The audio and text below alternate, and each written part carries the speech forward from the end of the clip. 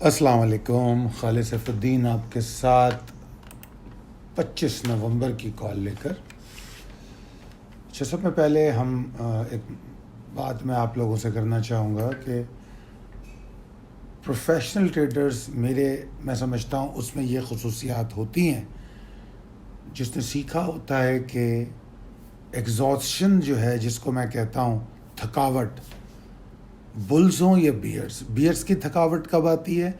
जब मार्केट नीचे की तरफ गिर रही हो और उसमें बियर्स की थकावट आती है, तो यानी कि सपोर्ट काम करता है, फिर वहाँ से मार्केट उठना शुरू होती है, वो बियर्स की थकावट होती है।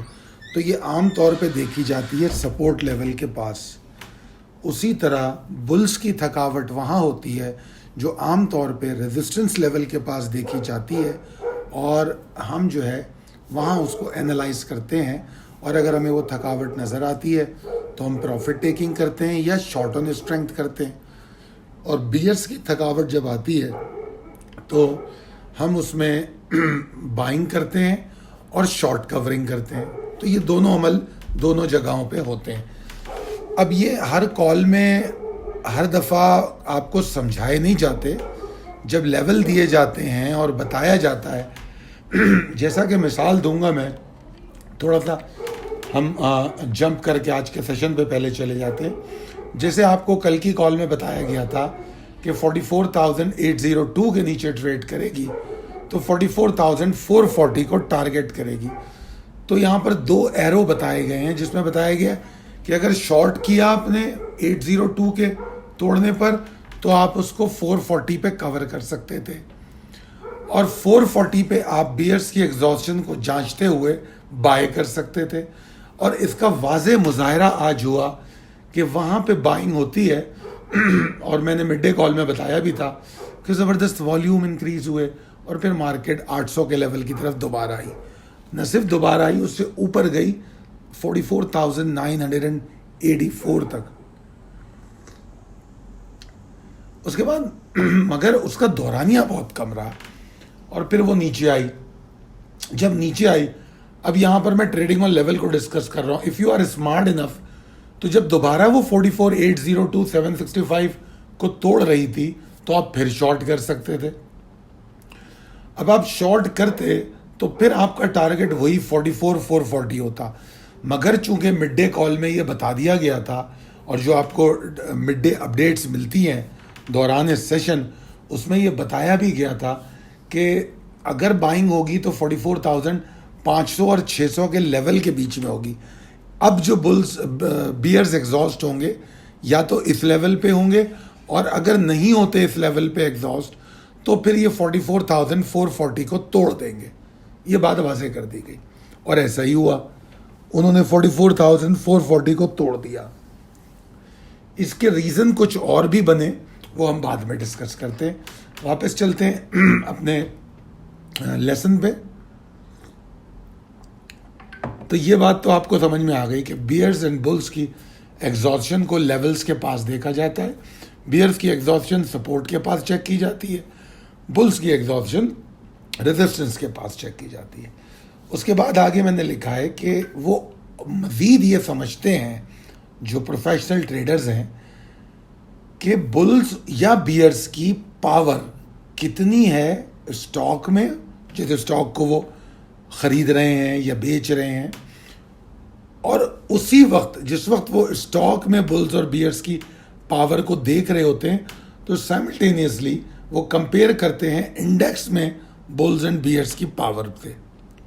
तो ये चीज़ें अगर वो कंपेयर करने की सलाहियत भी पैदा करें, तो आपकी जो ट्रेड में एंट्री और एग्जिट है वो बड़ी बेहतरीन हो जाएगी।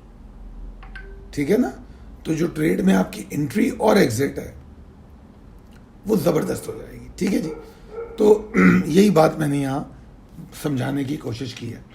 अब चलते हैं हम अपने आज के सेशन की तरफ। इस पर तकरीबन बात हो गई।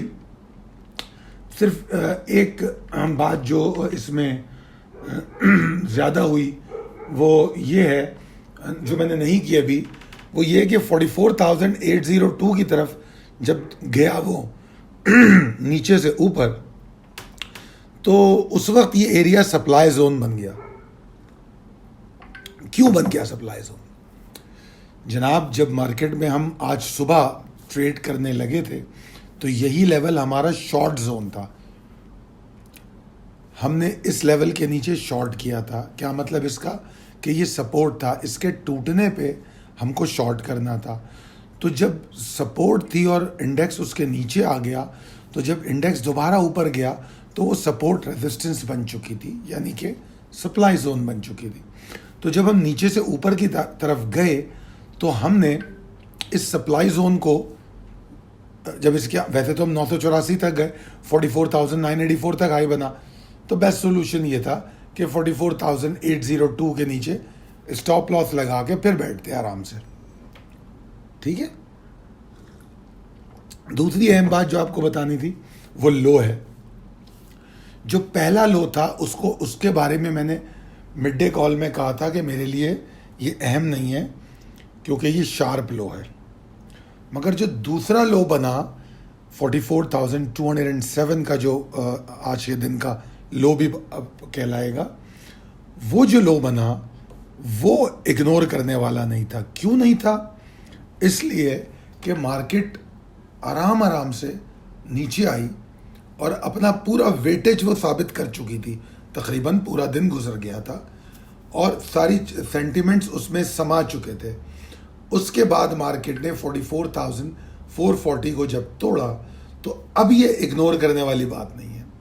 और ये बात जिस तरह मैंने कहा, जो मिड डे अपडेट्स थी उसमें मैं कह चुका था कि अब अगर 440 के करीब आई तो ये तोड़ देगी, तो उसने तोड़ दिया। और जब तोड़ दिया तो अब उसकी अहमियत यही है कि दिस लेवल हैज़ गॉन। अब ये, इसीलिए मेरे ख्याल में मैंने आप लोगों के ग्रुप पे एक मैसेज भी किया था कि मार्केट इज़ ओवर, जब ये लेवल टूट रहा था। अच्छा जनाब, अब चलते हैं उस बात की तरफ जिस पर आज बड़ा तज़किरा होगा। वैसे तो बड़ी लंबी ऑडियो मैं आप लोगों के ग्रुप में भेज चुका हूँ, तो इस हवाले से कि मरियम नवाज़ साहिबा की जो आज प्रेस कॉन्फ्रेंस थी उसका इल्म ना मुझे था ना आपको था मेरे ख्याल में। तो थोड़ी देर के लिए उसको एक तरफ रख के हमने सिर्फ लेवल्स और हालात पर बात की कि भाई क्या हो सकता था। तो हमने देख लिया कि 44,802 के नीचे जब नीचे से मार्केट ऊपर गई थी, स्टॉप लॉस ट्रेल किया, उस लेवल को रेस्पेक्ट किया और हमने स्टॉप लॉस लगा लिया। ठीक है। तो अगर स्टॉप लॉस लगा लिया तो अगर वो लेवल टूटा तो हम बाहर निकल गए। अब बाहर निकलने के बाद वो और नीचे आई, 44,600 और 500 तोड़ रही थी। तो एज पर दी अपडेट वो अगर तोड़ रही है तो 440 भी तोड़ेगी। ये बात भी इस बात से पहले की है जो मरियम नवाज़ की जो प्रेस कॉन्फ्रेंस हुई। तो बताने का मकसद सिर्फ यहाँ पर यह था, जो मैंने आज अपनी ऑडियो में भी शेयर किया, कि ये पोस्ट मार्केट गॉसिप है, ऐसा हुआ वैसा हुआ। अगर हम मार्केट पैरामीटर्स लेवल्स को फॉलो करते हुए आ रहे थे तो मरियम नवाज़ की जब वो आती प्रेस कॉन्फ्रेंस तो हमें फ़र्क नहीं पड़ता। क्यों? कि हम 44,802 या 765 पे एग्जिट ले चुके थे।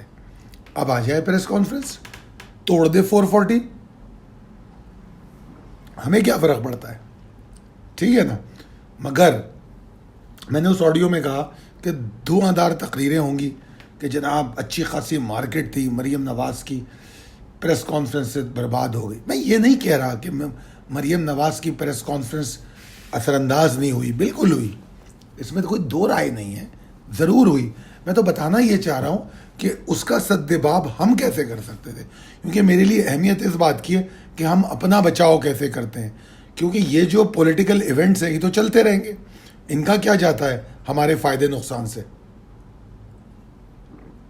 अदलिया की वीडियोस, ऑडियोज़, फलाने की ऑडियोज़, वीडियोज़ ये लीक होती रहेंगी, इनका क्या जाता है इससे।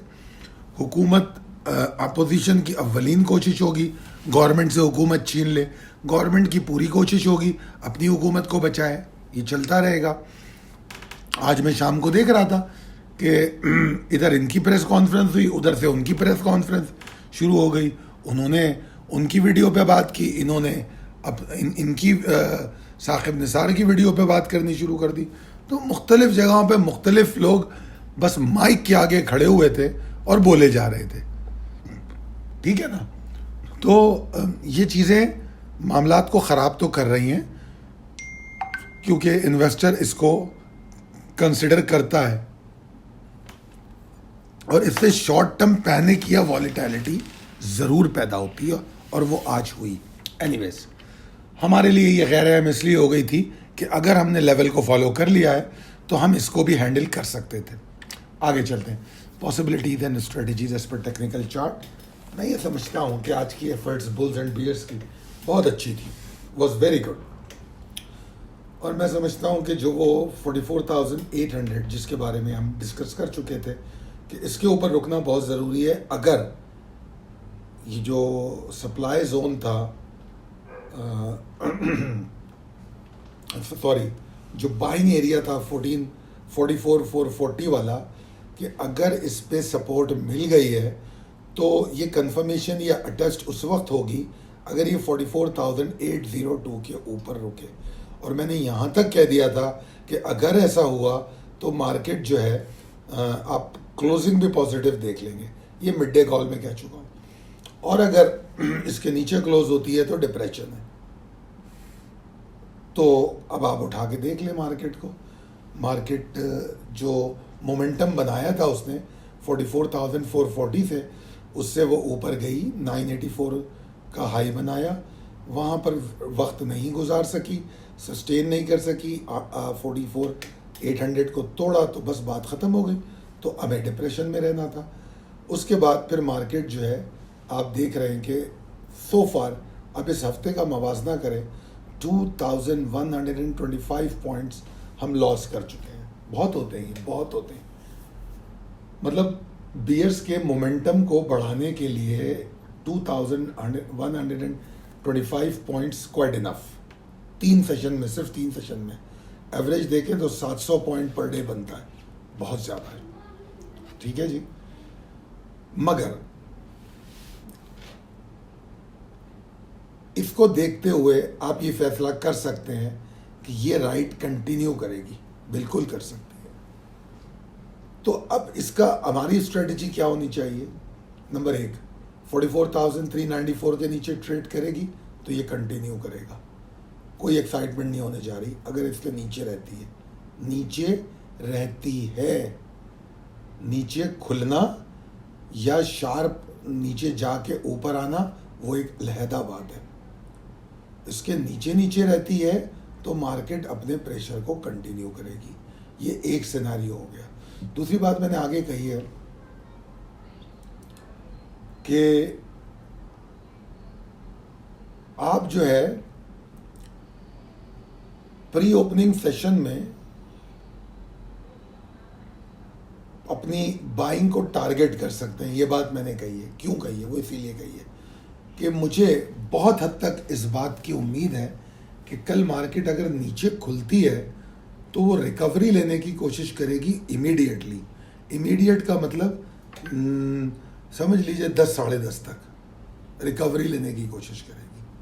तो इसका तरीक़ेकार, अब अगर एक शॉर्ट टर्म ट्रेडर को इसका फ़ायदा उठाना है तो क्या करेगा? वो जनाब निचले लेवल पे टारगेट करेगा बाइंग, ठीक है, और ये सोच के बाय करेगा कि मैं ये शॉर्ट टर्म ट्रेड कर रहा हूँ, ये मैं रख नहीं रहा हूँ, इसको मैं बेचूंगा, ठीक है, इसका स्टॉप लॉस होगा। नंबर 2, एक दूसरा ट्रेडर है जो बोलता है मैं शॉर्ट टर्म ट्रेड नहीं करूँगा, मैं मीडियम टू लॉन्गर टर्म में जाऊँगा। तो उसका सिलेक्शन ऑफ स्टॉक डिफरेंट हो जाएगा। जो डेली ट्रेड वाला है वो कोई भी स्टॉक पे एंट्री ले सकता है, ठीक है ना, जिसके भी टेक्निकल उसके पास मौजूद होंगे। मगर मीडियम टू लॉन्ग टर्म वाला सिलेक्टिव होगा, वो हर स्टॉक में नहीं जाएगा, नंबर 1। नंबर 2, वो सारा माल उसी जगह पे नहीं टारगेट करेगा, वो 2 से 3 बाइंग प्लेस करेगा, स्प्लिट बाइंग स्ट्रेटजी यूज़ करेगा। ये दूसरा सिनेरियो। फिर वापस आ जाते तो 44,394 के नीचे मार्केट में डिप्रेशन रहेगा।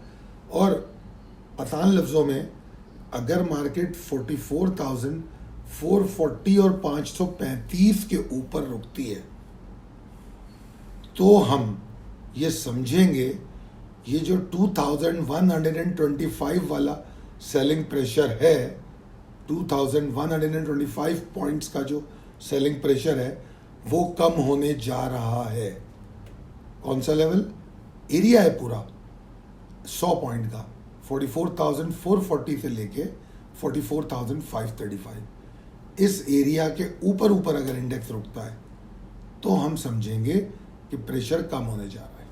अच्छा, दूसरी बात मैंने यहाँ एक और कही है कि जो बाइंग हमने शॉर्ट टर्म टारगेट की थी, इवन मीडियम टर्म भी अगर हमने कुछ माल ले लिया है और हमको एग्जॉस्शन नजर आई 44,785 765 से पहले, तो हम माल डाल देंगे, बेच देंगे माल, प्रॉफिट टेकिंग करेंगे। क्यों?